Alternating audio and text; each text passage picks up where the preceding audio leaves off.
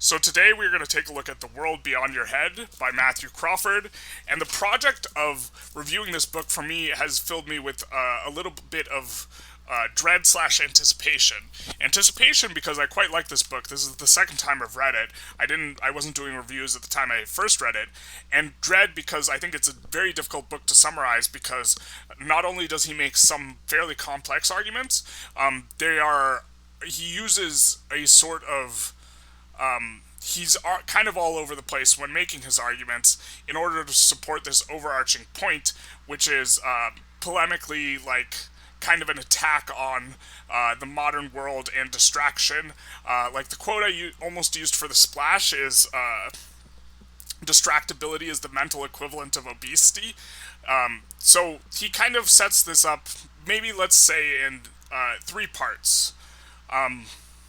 And so the first part, he's talking about agent or attention and specifically problematizing the modern world as it relates to attention. And his argument is a little bit like this. The modern world is attempting to appropriate our attention because we have entered an attention economy. He doesn't talk too much about the attention economy like structure, but it goes a little bit like this. We used to be in a commodity economy or like an industrial economy where things were produced, okay? And then we became more efficient, and then it became about the information being produced. And now you have like YouTube and like Google, and information's basically free. So the thing that throttles it is your attention, your ability to consume the information. And so capturing someone's attention becomes this incredibly useful thing because, let's say with advertisements, if you can capture attention to make someone pay attention to an ad, you increase their consumption. And so everything, the entire world's like economic structure is being thrown at the project of capturing your attention. And so like one example Crawford talks about is how he's going through the airport, going through security, and those little plastic bins. Even those have advertisements on the very bottom of them, where the whole purpose is trying to like there's no freedom anymore in the sense that you are free to not be addressed. Advertisement is like literally everywhere, and he calls this a problem of the attentional commons, where the quality of not being addressed is something that people used to have, but they don't have now. Wherever you go, advertisements everywhere. It's all about extracting your attention. And so, and the appropriation is like by design. So there are these like complex think groups, whose sole purpose is trying to figure out how to extract your attention, and then you have you here as an individual trying to figure out how to not get your attention appropriated, and there's just this horrible modern mismatch. And this mismatch is something that he argues is disingenuously dismissed under the guise of like liberalism, and how people should be free to pay attention to what they want to pay attention to. It's a free market of ideas. This type of argument, he argues, is disingenuous because there's such a mismatch in terms of power of what's going on, where you have like these mega corporations on one hand who have all this power, and then on the other hand you have just the individual trying to resist them. And it's a disingenuous comparison. So for example, he talks about how or kind of transitioning slash giving an example, he talks about the gambling industry, how slot machines are built to just get you attached to them and hook you to until you play till exhaustion. And a lot of people who are addicted to slot machines, they fully know and understand this, and they go not with the expectation of winning money or even the hope. In fact, some of them notably talk about how it's annoying to win the jackpot towards the end of the night because that means they have to just keep playing for longer. Instead, they play to get in the zone, to sort of just erase everything and just like hit this sort of zone. And he talks about some of the ways in which the slot machines are designed to be addictive. Like an example is the reels that spin. They do not correspond to how they actually pay out. So they visually seem like there's going to be a lot of near misses that give you the impression that you almost won, and instead it's the reels do not correspond. The actual odds reels do not correspond to the real odds reels, so you will land on a near miss disproportionately often. And one thing that's like particularly concerning that's on this same line is that they will, not only do they land on there more often, over the course of a session it will become even more frequent, which gives a person the sort of illusion of agency. And this is important to emphasize for Crawford's arguments. It's giving an illusion of agency where there is none. And when you feel like, when you get closer and closer more and more often, it feels like you are gaining skill or acquiring some sort of mastery. But this is an illusion that's brought on by the design principles of the game, which we are woefully like ill-equipped to like fight in terms of human psychology. And he like invokes this Nietzsche quote that I like a lot, where like pleasure is the feeling of your own power increasing. He invokes it a couple times throughout the book, but is that these things give us this impression of agency, but it's in a closed loop, and our skill actually has nothing to do with it. And another example he gives is that like there's toddler's toys where you press the button and it gives you a response. The ability to invoke this kind of response is appealing to the toddler because it gives them the sensation of agency. Okay, so this is this appropriation thing. That's like kind of thing one. And thing two, he complains about, is sort of this liberal idea of the perfect freedom is ideal, and this includes what you can choose to pay attention to, and choice is good, and that it's a sort of completely detached ideal that is completely free of anything contingent on the material world, which is a lot to unpack, and is this one's kind of why I felt uncomfortable giving the like book review, because I don't think I can describe it necessarily very succinctly.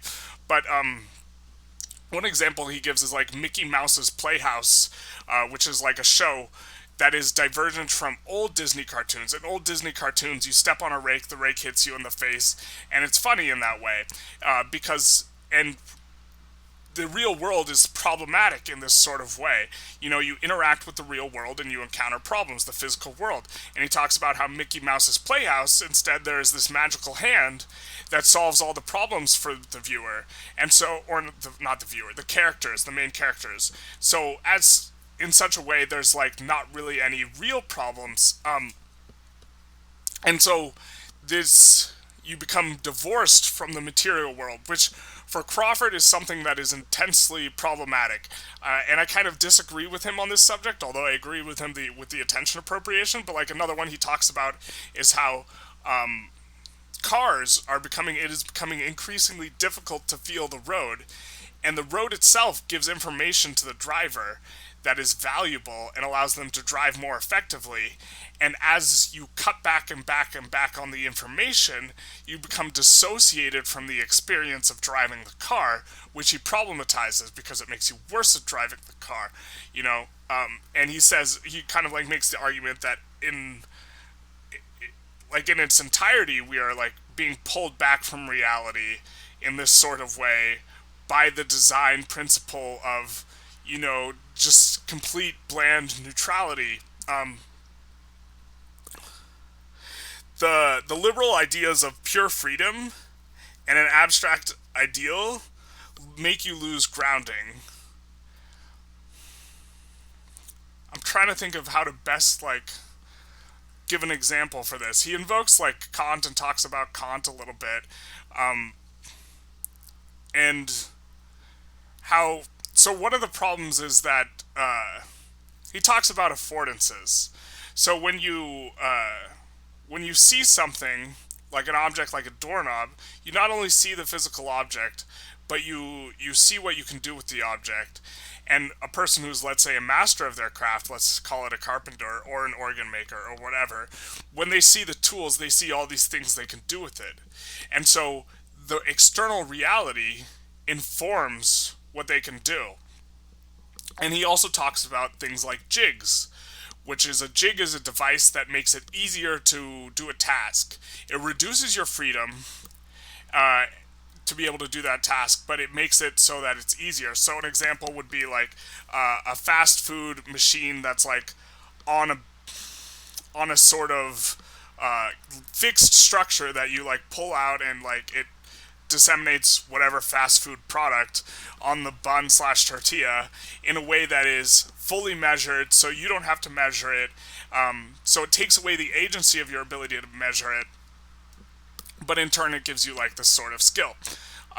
He talks about jigs that are physical realities that constrain what we can do, and he also talks about affordances in a way constraining what we can do, because we can only, when you see reality, you see all the things you can do with it.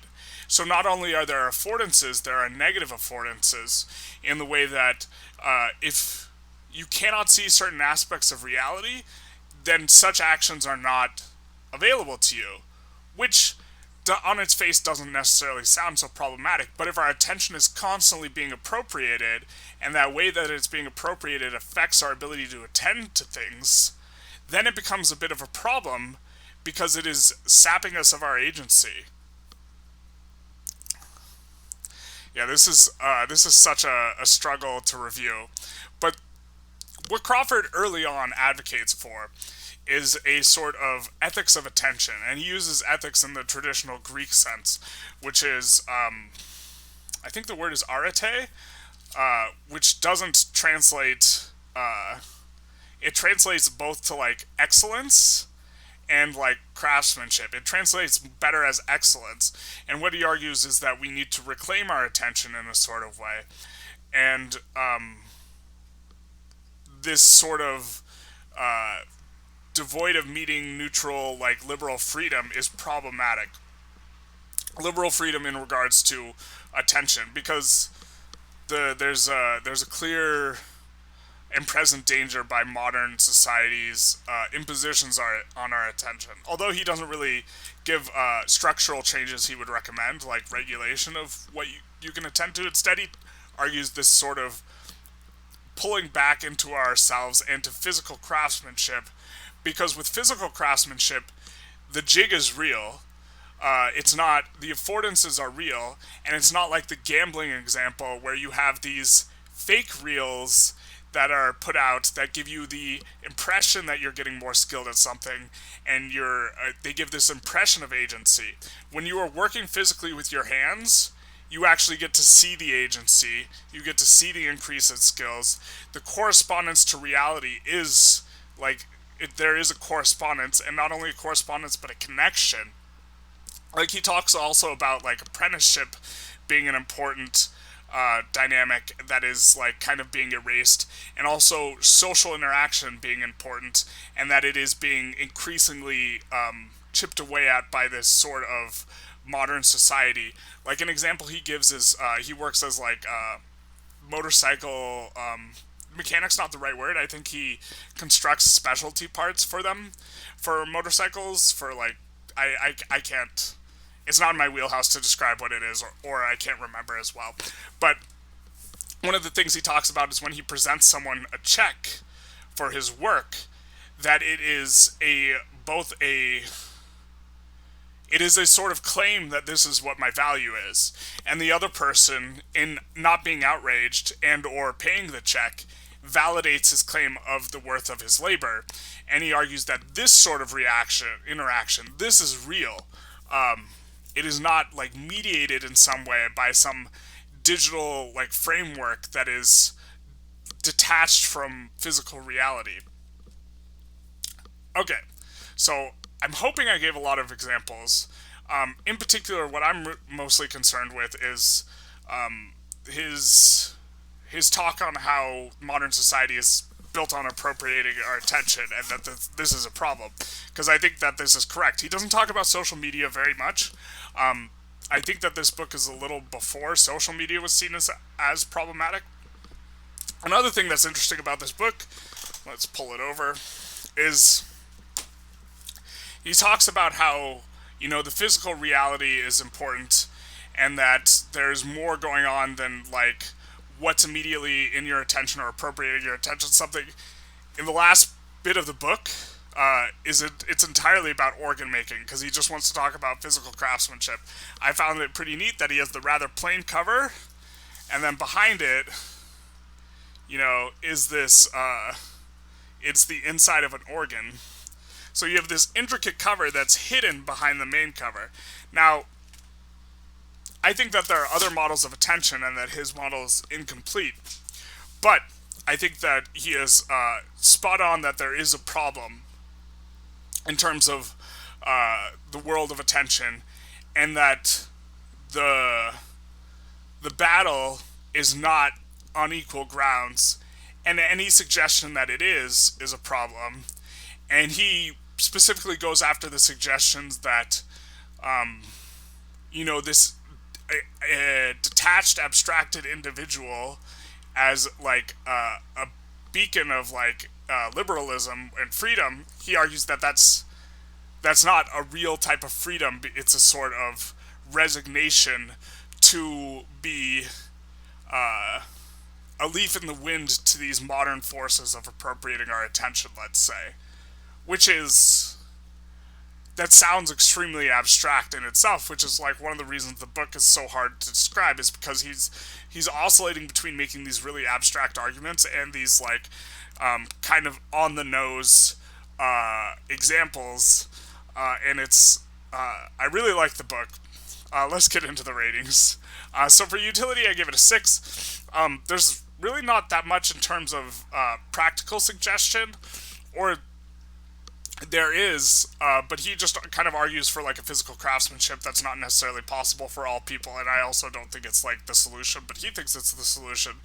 What I give it a 6 for is not that, but rather the, this awareness that your attention is like a commodity that is being appropriated, slash you are paying not just with your dollars in this attention economy, but you're paying with your attention.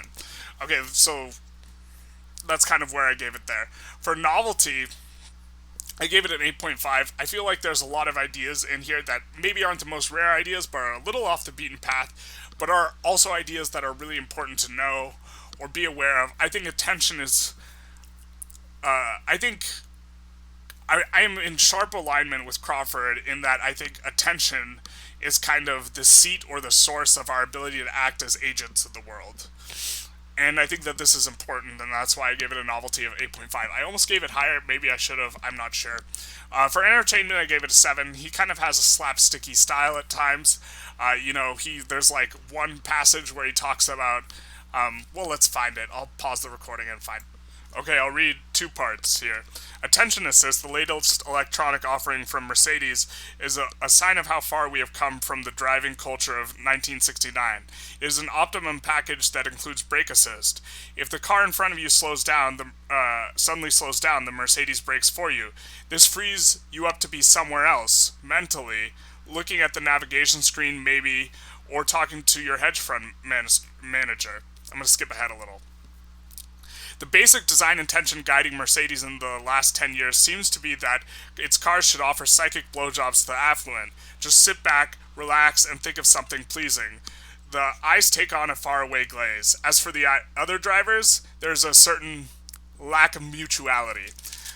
So like this one, also the quote I was thinking of using, where you could call it distractibility being the mental equivalent of obesity, which kind of invokes his idea of how, it's a sort of ethics slash craftsmanship slash excellence of attention is what you're going for. And so like this would be an example of his style slash entertainment that I enjoyed. A lot of the examples are also like fairly entertaining. Okay. Then we have the readability.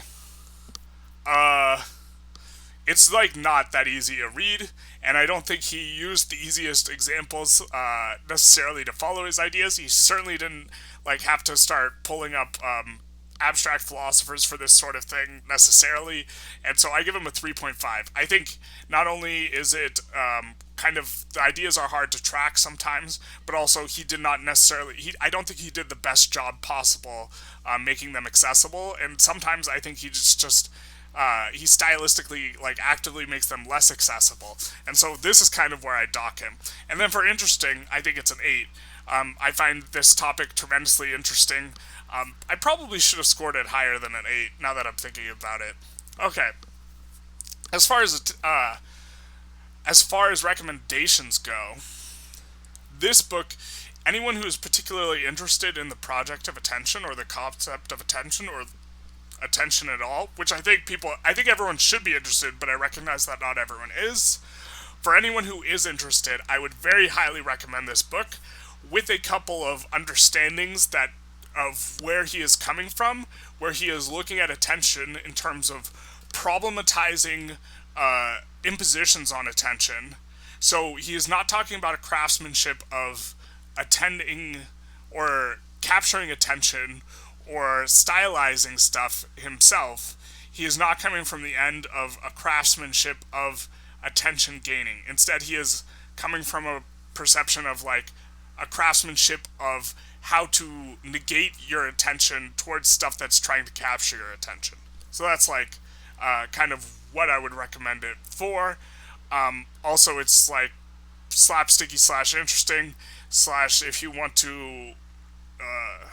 He doesn't spend too much time on the redeeming qualities of various technologies, which in my mind do have some redeeming qualities. Instead, he's mainly problematization. That's where the recommendations would be. As far as discussion goes, does anyone have any books in particular on attention that they like?